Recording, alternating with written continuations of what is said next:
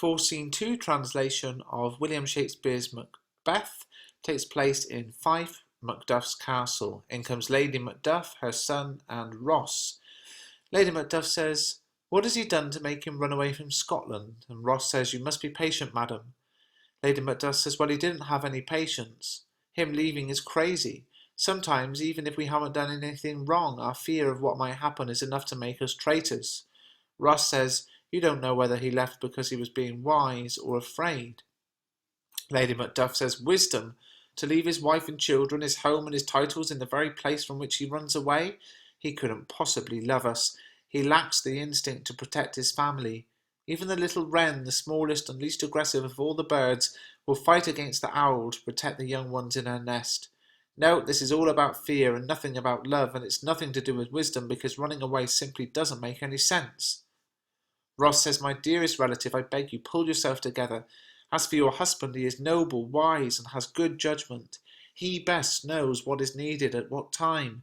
I do not want to say too much more because these are cruel times that we live in, when a man can be denounced as a traitor without knowing what it is he has done. We believe in these frightening and terrible rumours without actually knowing what it is we're afraid of. It's like being in a boat at sea in a storm. We have no control over what's pushing us around this way and that. I'll leave you now. It won't be long until I'm here again. Things are at their worst and it can only stop or improve to the way it was before. My lovely cousin, bless you." Lady Macduff says, "He has a father, but yet he is fatherless." Ross says, "I'd be a fool to stay any longer. It would disgrace you and embarrass me because I'll start crying. I'll leave you at once." And then Ross leaves and Lady Macduff says, "Son, your father's dead. What will you do now? How will you live?" And the son says, "As the birds do, mother." Lady Macduff says, "What, will you start eating worms and flies?" And the son says, "No, I'll live on what I get, like birds do." Lady Macduff says, "You're a poor bird. You wouldn't know enough to stay away from the hunter's traps." The son says, "What would I have to fear so, mother? The hunters wouldn't want me if I were just a poor bird. My father is not dead. You can say it all you want." Lady Macduff says, "Yes, he is. Now what will you do for a father?" The son says, "Maybe I should ask what you would do for a husband." Lady Macduff says, "Why, I can buy 20 husbands myself at any market." And the son says, "Then you'd be buying them to sell them on again." Lady Macduff says, "You're speaking with all your wit. It's not much, but it's good enough for a child." And then we have a very interesting speech, which is analysed in the next video, so please do subscribe. The son says, "Was my father a traitor, mother?" Lady Macduff says, "Yes, he was." And the son says, "What is a traitor?" Lady Macduff says, "Well, it's someone who swears to do something and then doesn't."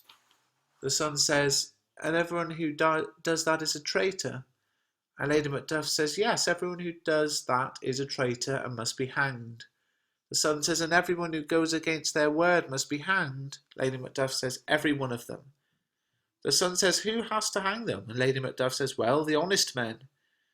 The son says, "Those who go against their words are fools because there's enough of them to beat up all the honest men and hang them instead." Lady Macduff says, "God help you, poor monkey. What will you do for a father?" The son says, "If he were really dead, you'd weep for him. If you don't weep, it's a good sign that I will soon have a new father." Lady Macduff says, "Silly child, how you talk." And then a messenger comes in. And the messenger says, "Bless you, fair lady. You do not know me, but I'm aware of who you are. I think there's some type of danger coming for you. And if you will take an honest man's advice, you and your little ones should not be here when it arrives. I hate to frighten you like this, maybe I'm wrong, but to not warn you of what is coming would be a terrible thing. Heaven keep you safe. I must leave." Lady Macduff says, "Where should I go? I've done no harm to anyone, but thinking about it now, I live in a world where to do harm to people is often the thing that gets praised, while doing good can be seen as madness. So why, then, should I put up this womanly defence saying I'm innocent?" And then the murderers come in. "Who are these people?" The first murderer says, "Where's your husband?" Lady Macduff says, "I hope he's nowhere where someone like you might find him." First murderer says, "He's a traitor." The son says, "You're a liar, you shaggy-haired villain." The first murderer says, "What, you little thing," and stabs him. "Young son of a traitor." And the son says, "He has killed me, mother. Run away, I beg you." And the son dies. and Lady Macduff runs away, crying murder, and the murderers are following her.